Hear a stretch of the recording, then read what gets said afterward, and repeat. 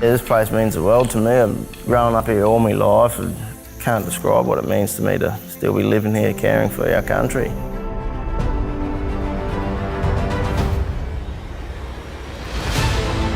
In 2014 there was a catastrophic wildfire which burned about 70% of the island's landscapes, caused significant damage to assemblages of old trees and vegetation. What we believe is that the reinstatement of cultural burning concepts around the townships can help reduce the fire risk and improve community safety. Fire is important through cultural history because it maintains the land, and it's been maintaining our land for thousands and thousands of years.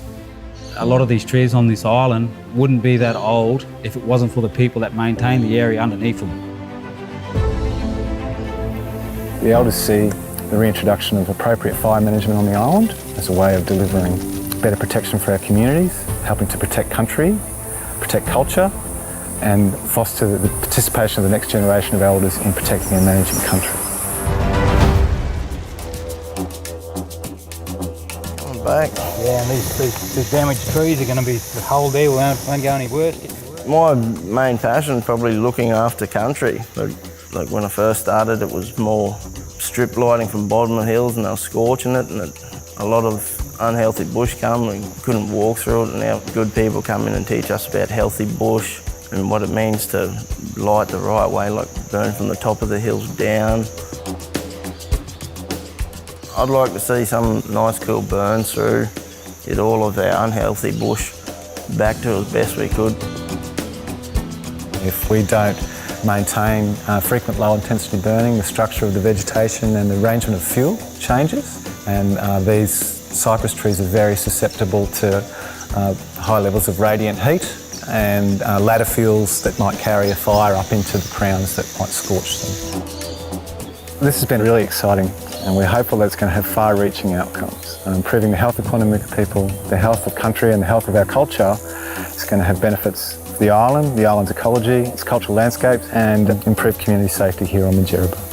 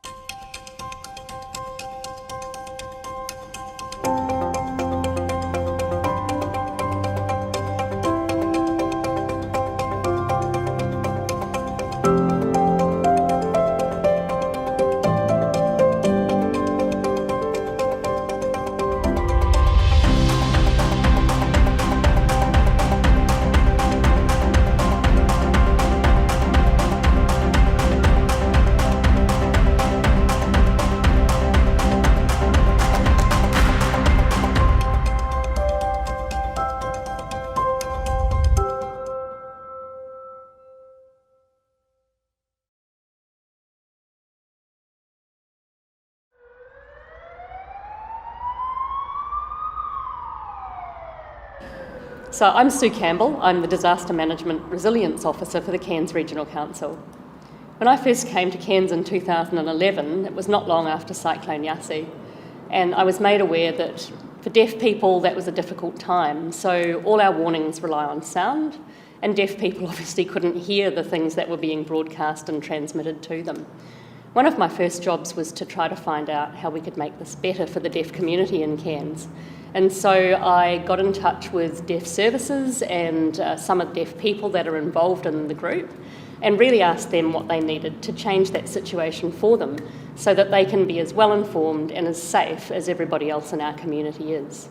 So the discussion that we're going to have today is with those people, Wayne Reynolds and Sue Frank from Deaf Services, and our interpreter Angela Santoro, who's going to help facilitate that conversation and tell you a bit of our journey about how we've come to the systems that we have today. Hi Sue, I'm Wayne Reynolds. This is my sign name. I'm from Deaf Services and I'm the Community Information Facilitator. I've worked here in Cairns for 13 years. Hi, I'm Sue Frank and this is my sign name.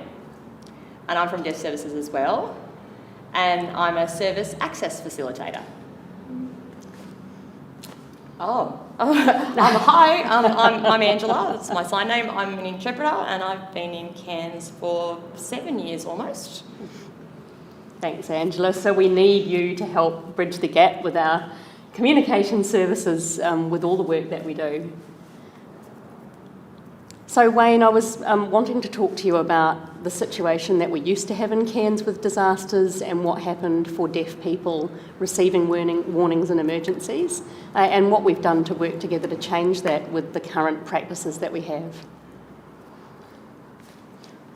So about 7 years ago, I remember I met you at the Disaster Centre and we started having a chat about how we could provide more support for the deaf and hard of hearing in Cairns, because prior to the services we've done now, if there was a flood or a cyclone, deaf and hard of hearing people didn't know what was going on. They would have to rely on asking their neighbours or friends or family, and they were very stressed and very distraught. So that's why we started working with Sue and the council to try and set up more appropriate access services. Oh yeah, definitely. And it was trying to get the deaf and hard of hearing to be aware about what was happening, and it was a really great opportunity for us to be a part of that. So I didn't have any experience of working with people with disabilities until I came to Cairns, and I was thinking that what I needed to do was to ask deaf what they needed to help them make it work for them. So I was just remembering the sorts of ideas that we came up with, or the sorts of suggestions that you had about what we could do that would work in practice for people around warnings and information. Yeah, for many people, they think, oh, deaf and hard of hearing, they think about, like, you know, it's like a physical access thing, but they don't think about, like, cultural appropriateness with our, you know, yes, okay, we may have a disability, but we also have cultural practices that, you know, we have to fit in, and how do we provide something that's appropriate and culturally safe for deaf and hard of hearing people? Yeah. So, yeah, we talked a bit about developing a trust relationship from time to time so that deaf get to know who the messages are coming from and who the information's coming from. And so we also run workshops for deaf pretty much every year now around emergency procedures. And I take some of my work to other community events that deaf people attend. So if it's NAIDOC week or we're having other community events that deaf are at, we try to be there to talk to deaf people. Do you think that's been working well? Yes, especially for Indigenous deaf and hard of hearing people. It's needing to know about, like, the disaster things, and then it's seeing, there's a face there. There's information that I can get, and then as they become, you know, more familiar, it sort of spreads across the community, and everyone knows, okay, we can work in partnerships. So they understand that, you know, Sue is someone that they can easily access, that they can find this information out, and that works really well. And I think the more that we see, like Sue and the Disaster Centre, and the more that we are involved and we're able to give feedback, we don't feel so reluctant or frightened to approach. So we know that the things that we want and we need, the trust is still built into the future, so that's great. So what sort of advice would you give deaf people in terms of preparing for disasters that might be ahead of them?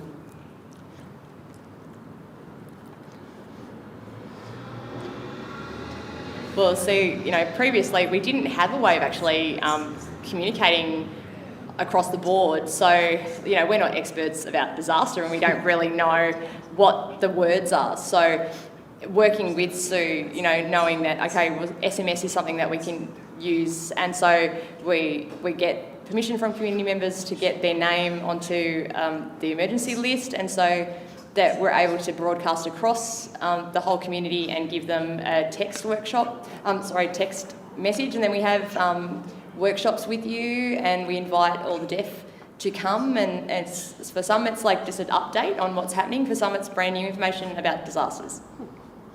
Thank you.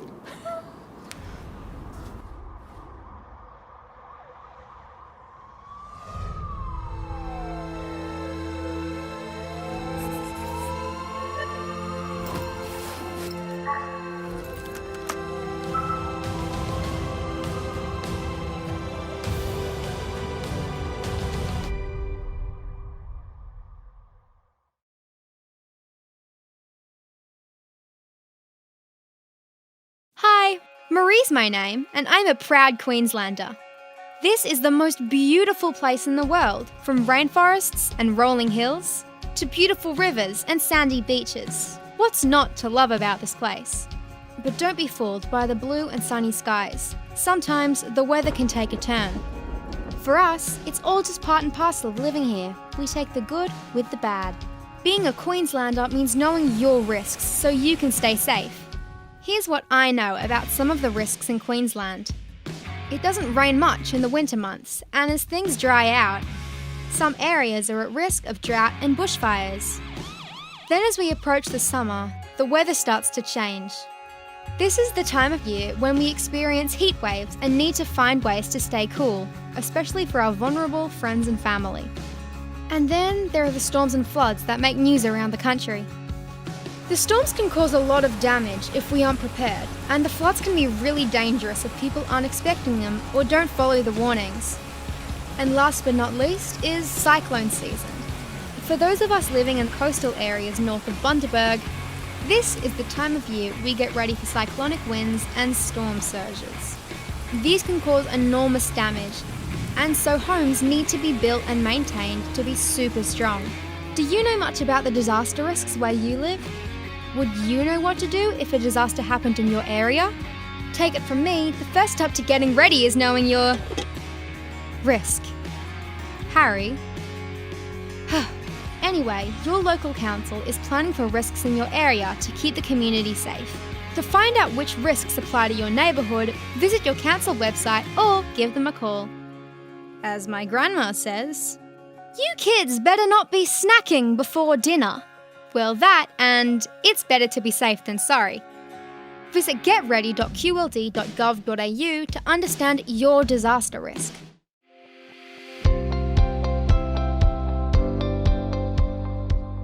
I can tell you a little bit about Birdie and Mr. Frog.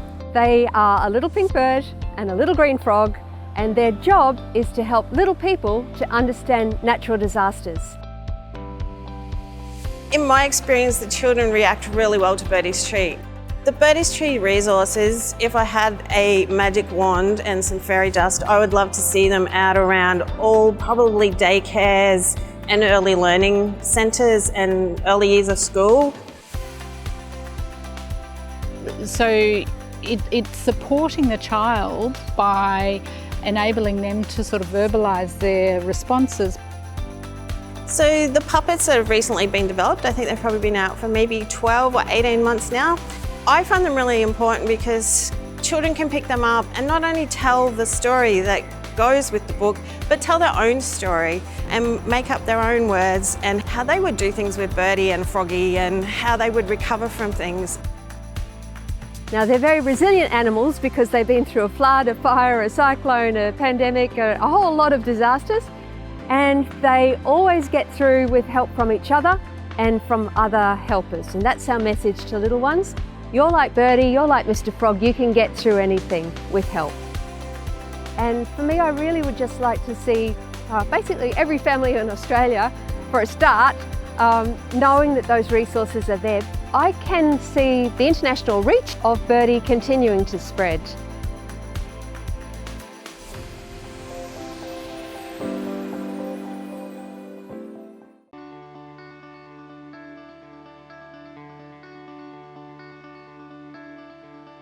So in moving from the face-to-face care program to our virtual eye care program, our student development and wellbeing staff put together a range of programs and activities that could be delivered to students virtually. This included a range of activities that exposed students to particular wellbeing elements. We also made sure that it was complemented by a range of interactive activities, videos and other resources that students could dip into and out of rather than accessing in a time-bound way as they had through a traditional wellbeing program here at school. Some of the activities that they got us to do in the eye care packages were things like watching little wellbeing YouTube videos. They were really good. And doing the healthy body, healthy mind activities. With the development of our eye care, it was really based around what already existed in the school as far as our wellbeing curriculum, trying to take that work and pivot it to an online platform that provided students with that familiarity and that sense of connection. I definitely believe the school has done an excellent job in carving its way through this pandemic. Like, obviously the online situation was very abrupt, and the school being able to flick to that online instead of face-to-face learning aspect was definitely very well done.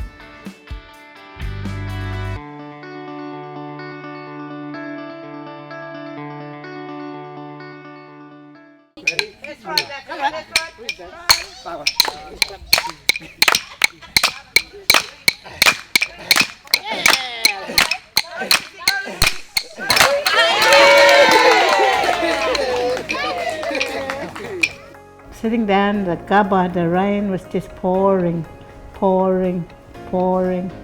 I said to my granddaughter, something bad here. Then I rang Eileen. I said, oh, granddaughter, this is a big flood coming. When we went outside, I was crying out to my Aji, my grandfather, why are you doing this? Why? Water will come right in. That's the first time I've seen that. Yeah. I don't see any more. But everything seemed to be changing a lot now, like as I was saying, in my interview. Yeah. We've never seen big floods like this, never. Like we had our normal flood and when we expected to come and when expected it, but now you just can't tell what's just everything just changing. Everything we do in the Art Centre we catalogue, so it's got a number, and we've just started recording all the damaged artworks and all up, and then we've been way over 50. Yeah. And then we started throwing it all out. It was just hot, wasn't it? It was heartbreaking. Yeah. So it took us weeks, weren't we? I reckon we were up here for about a month, I reckon, cleaning up. Like that, and then we moved down to underneath the library. We were there for probably 8 months till they rebuilt this.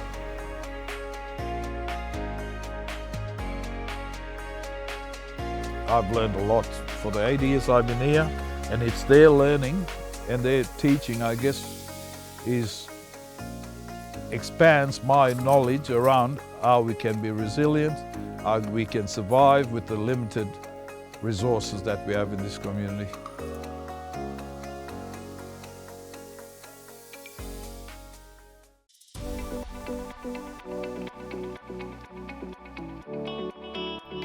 Council developed an animated series based on pop culture characters to better engage with our community.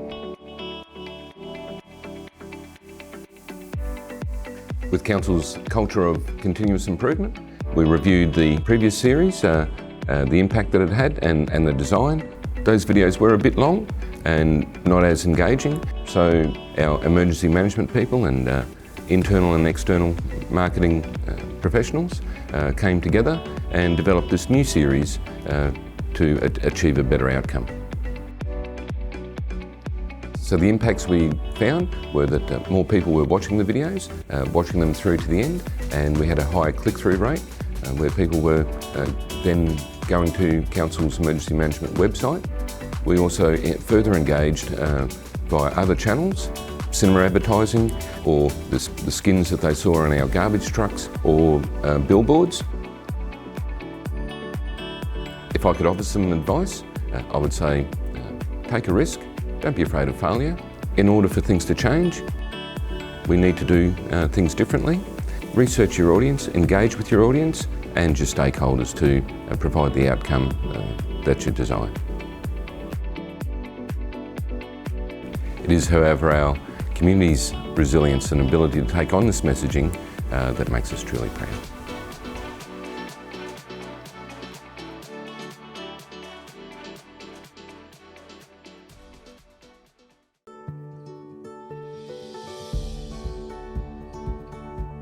So my husband's family settled here in 1874 and he's 5th generation. So you're in the beautiful Kerry Valley. I don't think I'd want to farm anywhere else. The scenic rim has everything. Look around you, like it's just the most amazing place. Wherever you go in the scenic rim has the most beautiful vistas and authenticity, I think, to anywhere in the world.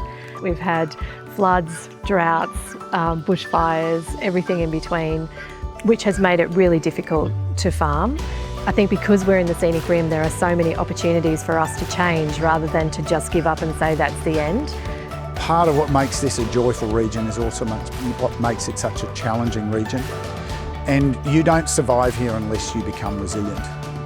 So the events that we hold in the region, those agritourism, those connection events like Eat Local Week, like Farmgate Trail, they're all designed to bring people here to show them that authenticity. Eat Local Week is a backstage pass, really. It's like inviting people into your home, into your farm and showing them everything about what you do.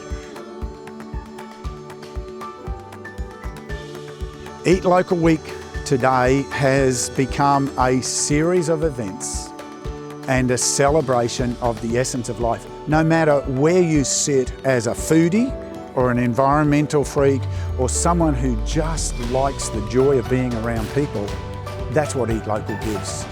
What this community has as that foundation of what it gives to people is this self-confidence that's partnered with those around them.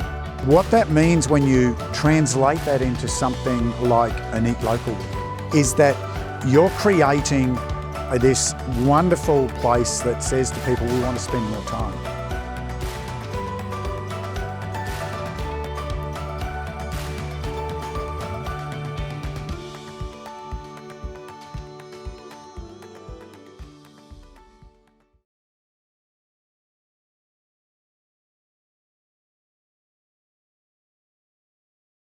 Ready, get ready.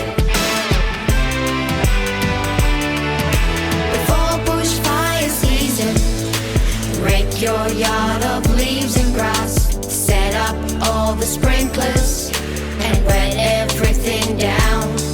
When fire is approaching, make up your mind to go.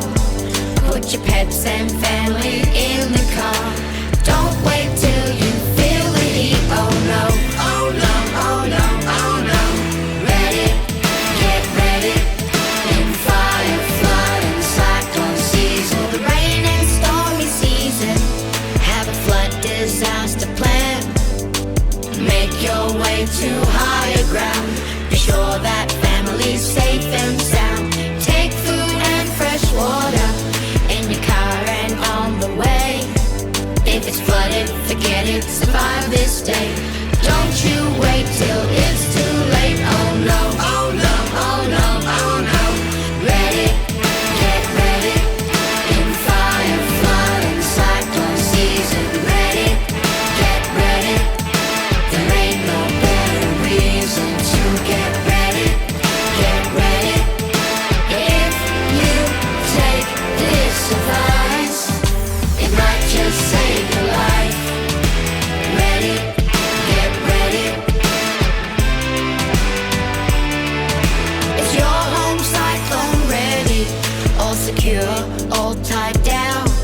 Do you have your go bag packed when the cyclone warning sounds? Tune into the radio, brace yourself, it's time to go. Or find a shelter near and close. All these steps you need to know. Ready, get ready. In fire, flood and cyclone season. Prepare. Don't wait till the disaster's here. Act. Time to go. Don't look back. We'll all survive. That's how we stay alive. Ready, get ready. In fire, flood and cyclone season. Ready, get ready. There ain't no better reason to get ready. Get ready. If you take this advice, it might just save your life. Are you ready? Yeah. Are you ready?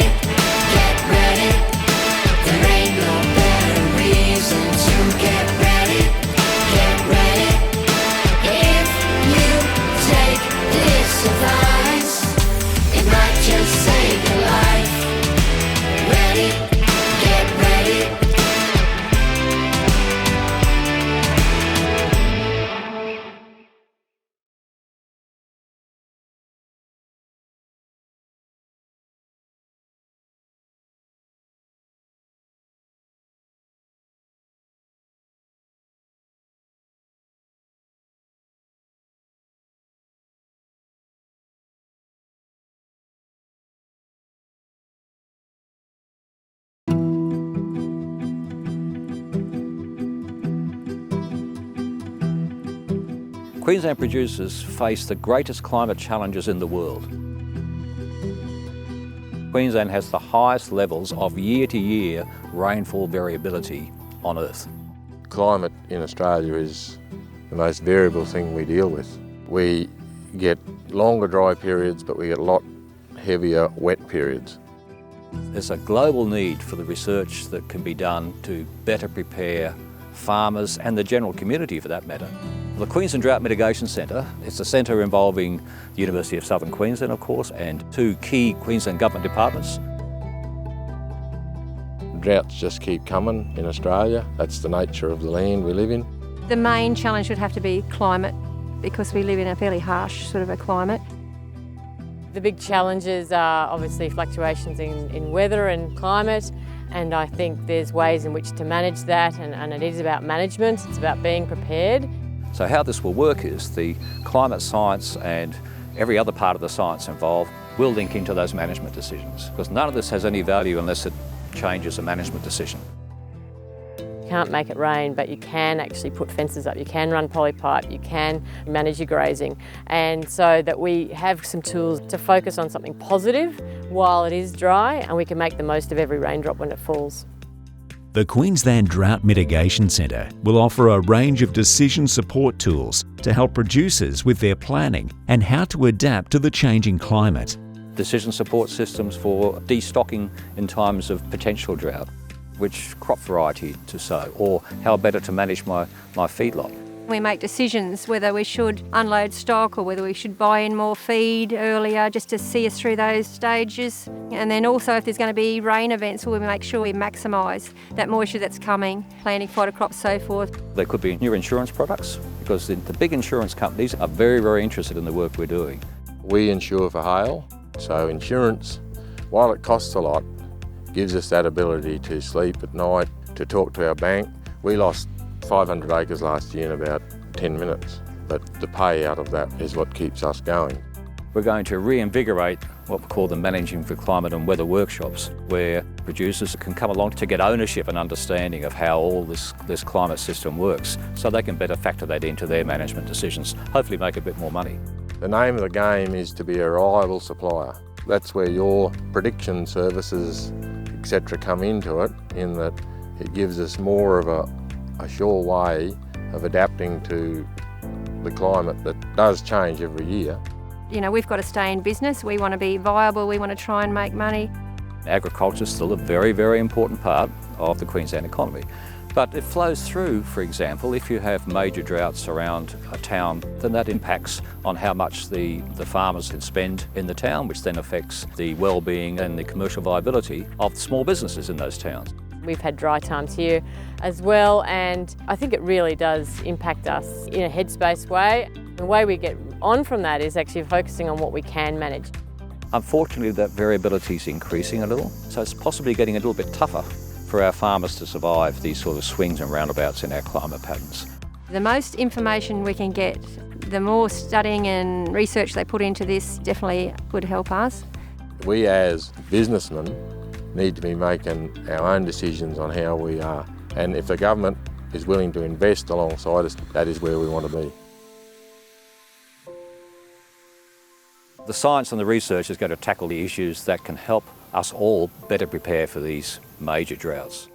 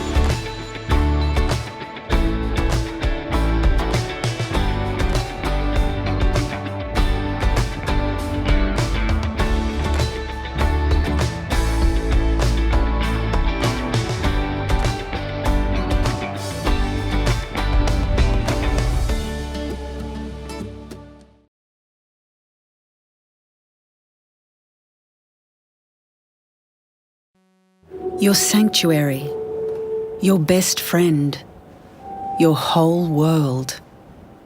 A bushfire survival plan will help your chances of saving what's most important to you. Making a plan together ahead of time can better prepare you and your loved ones. What have you got to lose? Make your bushfire survival plan today. Authorised by the Queensland Government, Brisbane.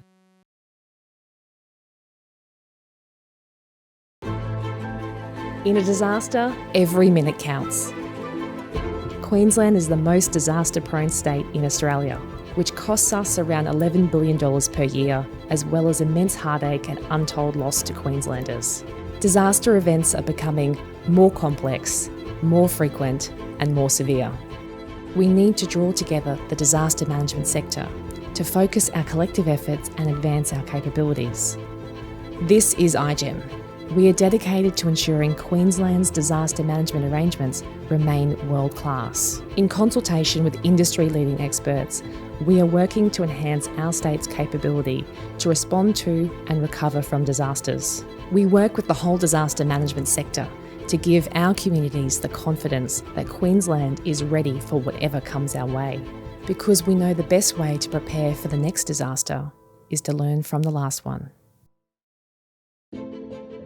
Queensland has had its fair share of disasters, making us the most disaster-prone state in Australia.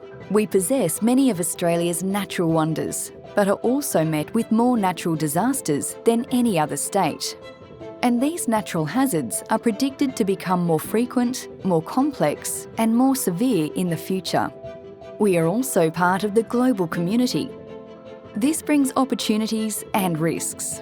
Recent pandemics and the threat from emerging biohazards, as well as the opportunities from globalisation, are challenging our traditional approaches to disaster management. To combat this, research into technologies, advanced infrastructure, the role of the natural environment, and our growing communities is happening across a broad range of fields and professions. The Office of the Inspector General Emergency Management, the iGEM, has brought together stakeholders to create a network for ideas, research and action. The Queensland Disaster Management Research Framework. This research framework is a multi-sector collaboration to help focus research, find opportunities for collaborative research and work towards practical solutions for Queenslanders. It's about local research on local issues for local solutions. The framework brings together university researchers, disaster managers, government and non-government agencies and the community to identify issues and opportunities to share knowledge and generate research for local solutions, highlighting opportunities for partnerships to improve disaster management outcomes. The framework achieves this through 4 key processes. Firstly, and as a continuation of iGEM's role as the State Disaster Management Knowledge Broker, connections are made between researchers and end users, between policymakers and practitioners. Secondly, the framework maintains a researcher register. The register contains details of Queensland tertiary disaster and emergency management researchers engaged with the framework.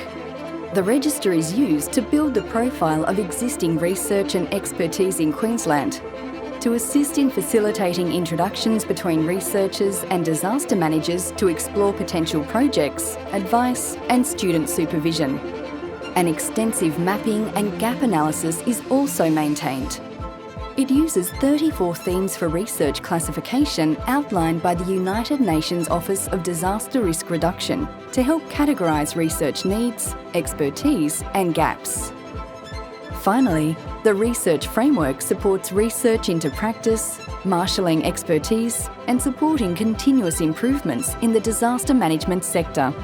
Through the framework, the iGEM has integrated research into reviews and discussion papers, hosted intern students to address locally identified questions, presented at conferences and lectures, and co-authored publications. iGEM hosts a library of research-related resources and continues to develop and share research through the Research Advisory Panel, working groups, and research community of practice.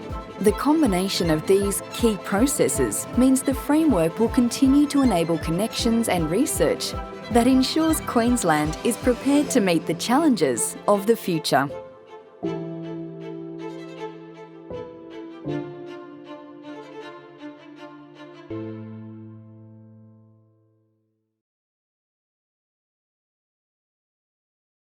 And next up, we're going to be talking to Juliet Murphy, CEO and co-founder of FloodMap. I'm pretty sure she's in. Let's have a look. Ah, there she is. Oh, great. Hello, Ken. Hey, how are Juliet. you? Yeah, Good to really see good. you. Nice to meet you. Welcome to our office. Oh, this is fantastic. I love this green wall. Yeah, it's very beautiful. We just moved into this space recently in February. It's a great new home. So tell us a little bit about FloodMap. So FloodMap, our vision is to build a safer future. So we help emergency managers with technology for flood forecasting and real-time mapping intelligence before, during and after a flood event to help them save lives and prevent damage. Sounds like a pretty important mission. I do see some very water-themed meeting room names. Tell us more about that. That's right, Ken. So this is our watershed room, our basin room, and our catchment room, which is a little bit of a flood engineering joke. They're all the name for really the same thing, but it just goes with the theme of really what we do here at FloodMap. So come on, I'll show you around the rest of the office. It's beautiful space, and we've got a really incredible multidisciplinary team here of flood engineers, hydrologists, data scientists, software engineers, and creative people. So tell us how the idea came about. Come and take a seat. Yeah, I'll tell you. So I studied environmental engineering and then went on to specialize in water resources, and so everything hydrology, hydraulics, and flood modeling. And so it was my real area of expertise. And I think after experiencing the 2011 flood events and seeing my friends impacted lose their homes, and then 2 years later another flood event in Calgary 2013, I really wanted to use my skills to try and better fill the gap for flood modelling and emergency management to help people. And what was it like sort of taking that step to become an entrepreneur and starting a business? Yeah, a real journey, Ken. I think the best way I can describe it is a roller coaster. Lots of ups, but lots of downs. So many hurdles and obstacles to achieve, and taking a brand new technology like ours, all the investment into research and development when you don't even know what the model performance is going to be like, and then to commercialize the technology. Look, it's been challenging. We'll walk around the rest of the office while I tell you. But also, there's been just really high up points, and I think the thing I'm most grateful about at FloodMap is to work with just the team of the most incredible people, and I'm so honoured that people this smart, have joined us in our mission to do what we do. So yeah, we're walking by the data science team at the moment. So these guys are doing incredibly smart work. So they have experience in computational fluid dynamics and data science to forecast flooding before it happens, to help emergency managers distribute better early warnings for evacuation planning, and for asset owners to prevent damage. And what advice would you have for other people sort of looking to start their own business or get an idea off the ground? Look, I'd say first, before you get an idea off the ground and start a business, you want to get industry experience to really understand the industry that you're working in, the people, the regulatory challenges, the politics, understand where the pain points are, and then look at how to solve that problem. And that's ultimately what's going to set you up for success. Okay, so the problem sounds key. I could see some really interesting images over on these computers. Can you tell me what's happening here?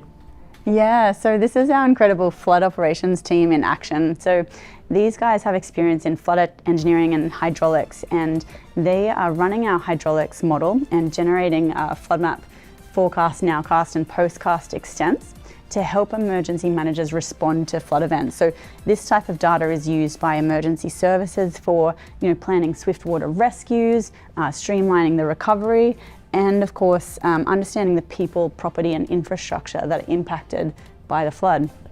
So I imagine this technology was used pretty heavily in recent flooding events here in Australia? Yeah, that's right. So we were really glad that we could support Queensland Fire and Emergency Services and Queensland Reconstruction Authority with their response to the flooding. And yeah, our goal is to just better serve communities, because the flooding that we've seen has just been devastating and heartbreaking. And I think that's what makes us all so passionate about the work that we do here. And then looking to the future, like where do you see FloodMap going and the impact it can make?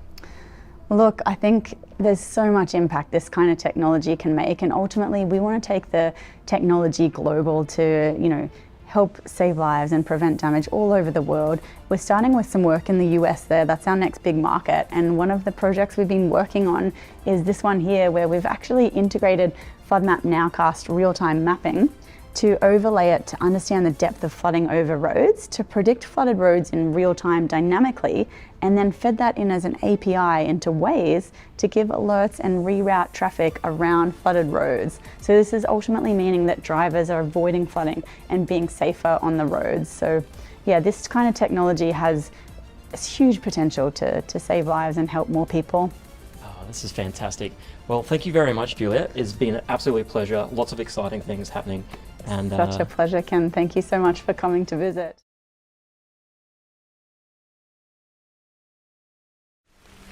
When it's not always rain and there'll be days like this.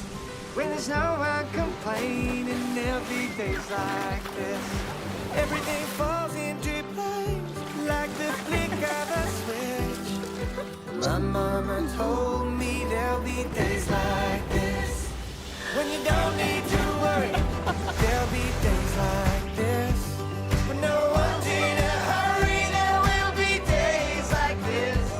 When all the parts of the puzzle start to look like they fit. My mama told me there'll be days like this.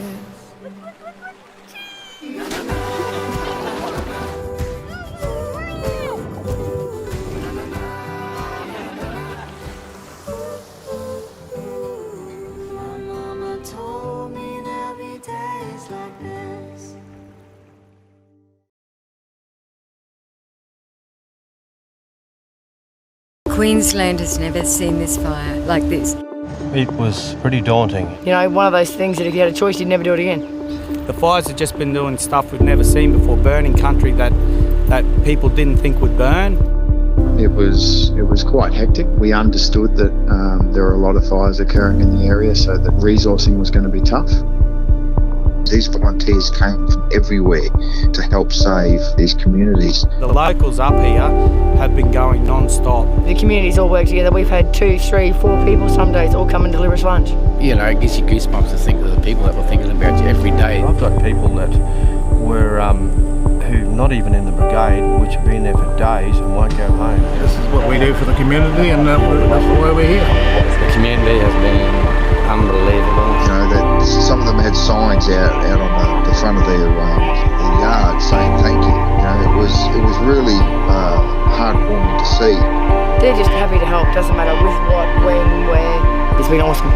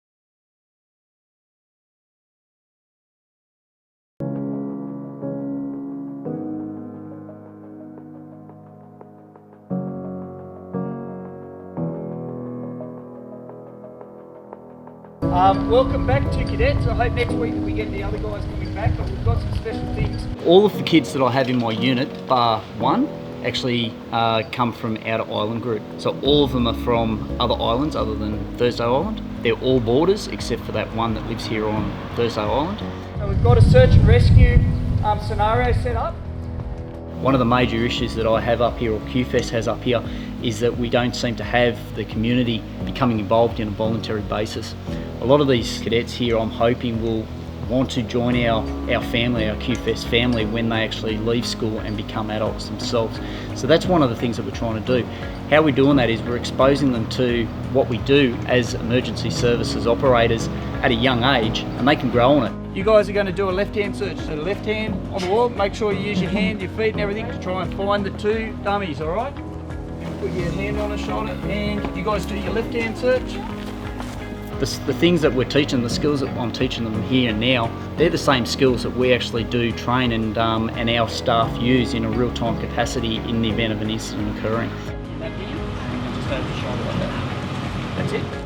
I've been approached by many of the community members, in particular a number of elders, and they say that the change in the cadets themselves has never been, they've never seen that before.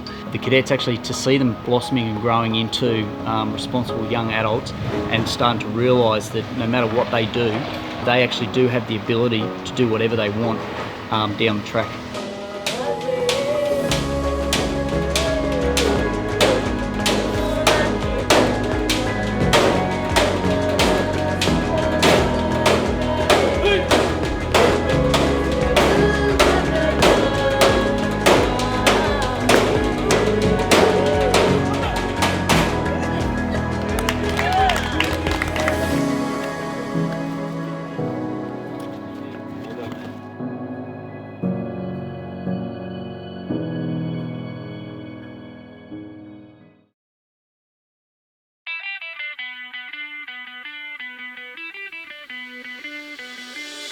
This is the second community engagement event that we've held on Moreton Island in as many years. We'll come and speak to them about what unforeseen circumstances they might come up against, things that they might not have taken into account when they packed up to come to the island. Talking about what they can do in the event of an emergency, where they go, who do they talk to, what processes are in place. Giving people the right information, empowering them to make informed choices about how they keep themselves and their families safe, not only while they're on the island, but also when they go back home. Yeah, mate, their response to the questions has sort of blown me away a little bit. Their knowledge base has been really, really high. Yeah, very happy and pleasing to see that people have actually come over here in a remote location, well prepared for what might eventuate. Just the whole interaction between the services and the people. They've been very friendly and welcoming and very informative. It's been a highly successful 4 days of engagement. Fantastic experience to meet all these people, and we'll walk away knowing that the community is a safer place.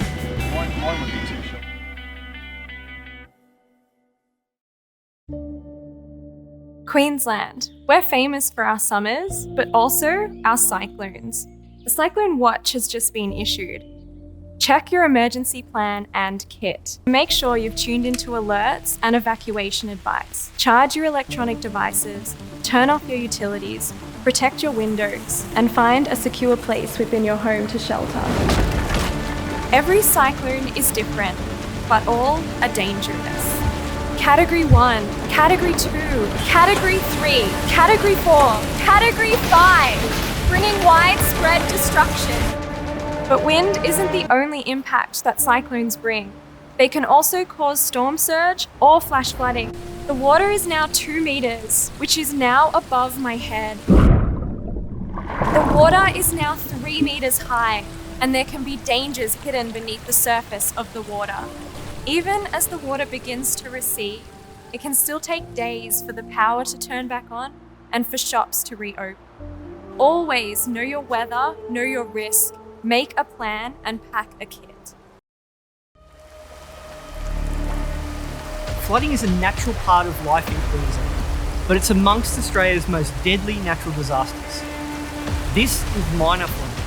The water is now just above my ankles.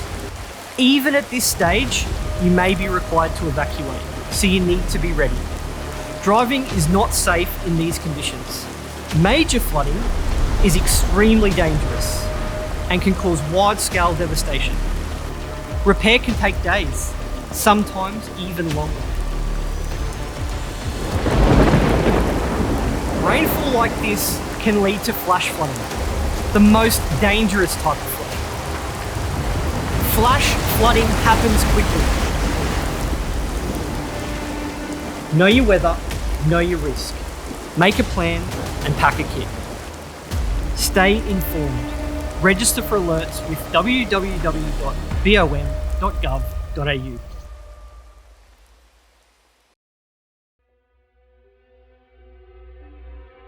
Most of the time, we love the light show, but every storm can be different, some really dangerous. Storms can happen anytime, anywhere. Winds are now blowing at over 90 kilometres per hour.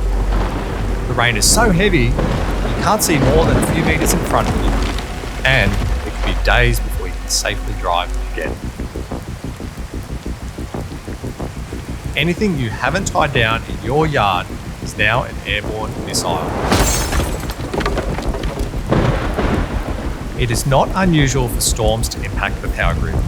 If a blackout occurs, it may be hours before you can turn appliances back on.